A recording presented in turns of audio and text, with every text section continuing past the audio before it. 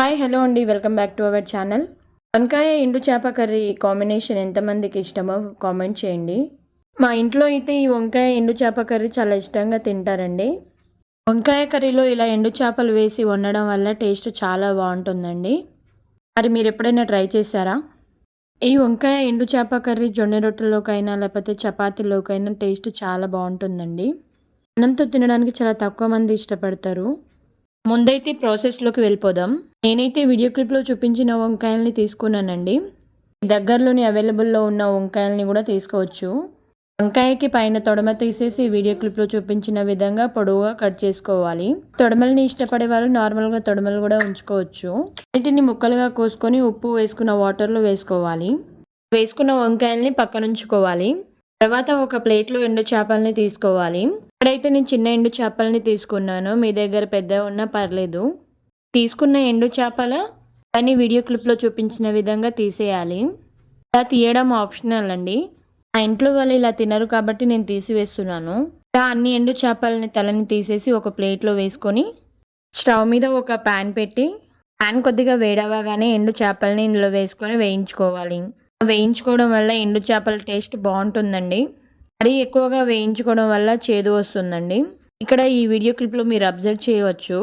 ఈ విధంగా కాలిపోయిన తర్వాత స్టవ్ ఆపేసి వేయించుకున్న ఎండు చేపల్ని ఒక గిన్నెలో తీసుకోవాలి.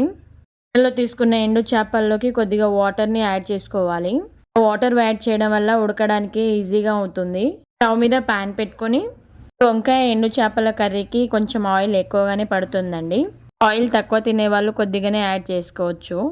వేసిన తర్వాత ఒక 1.5 టేబుల్ స్పూన్ పోపు దినుసులు వేసుకోవాలి. పోపు దినుసులు బాగా చిటపటమన్నప్పుడు అందులోకి 4-5 చీల్చి పెట్టుకున్న పచ్చిమిర్చి వేసుకోవాలి. పచ్చిమిర్చి ఆయిల్లో మగ్గిన తర్వాత కొద్దిగా కరివేపాకును వేసుకోవాలి.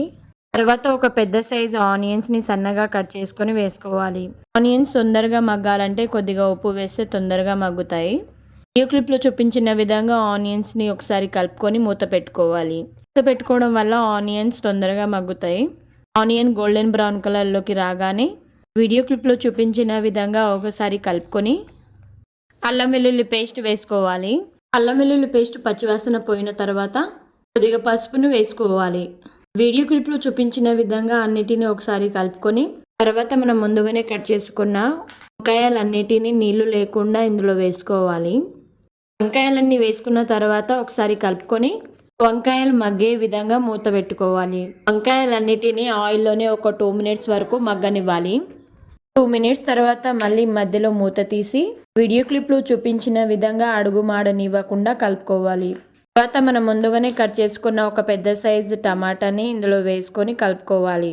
ఇలా టమాటాలు వేసినప్పుడు అందులోనే టేస్ట్కి తగ్గట్టు ఉప్పు కూడా వేసుకోవాలి.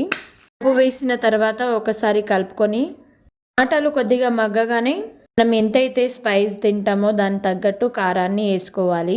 ఈ ఎండు చేప వంకాయ కర్రీలో కొద్దిగా కారం ఉంటేనే టేస్ట్ బాగుంటుంది.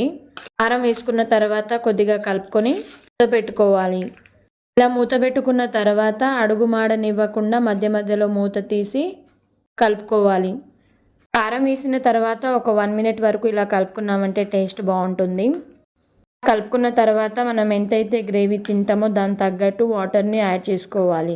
నేను ముక్కలు మునిగేంత వరకు వాటర్ని యాడ్ చేసుకున్నాను. మీకు గ్రేవీగా కాకుండా నార్మల్గా ఫ్రైలా కావాలంటే కొద్దిగానే వాటర్ యాడ్ చేసుకోవచ్చు. వాటర్ వేసుకున్న తర్వాత ఒకసారి కలుపుకొని మూత పెట్టుకోవాలి. ఇలా మూత పెట్టుకొని ఒక 2 మినిట్స్ వరకు మగ్గనివ్వాలి. 2 మినిట్స్ తర్వాత మళ్ళీ మూత తీసి వీడియో క్లిప్లో చూపించిన విధంగా బాగా మరుగుతున్నప్పుడు మనం ముందుగానే ఫ్రై చేసుకుని నానబెట్టుకున్న ఎండు చేపల్ని ఇందులో వేసుకోవాలి.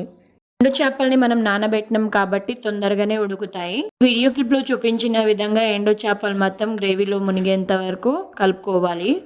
కలుపుకున్న తర్వాత మూత పెట్టుకోవాలి.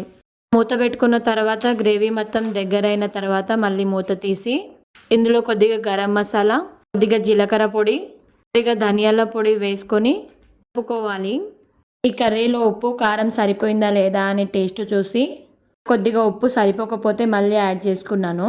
మసాలాలన్నీ కూరకి పట్టే విధంగా వీడియో క్లిప్లో చూపించిన విధంగా అన్నిటినీ కలుపుకొని ఒక 1 మినిట్ వరకు కూరని బాగా ఉడకనివ్వాలి.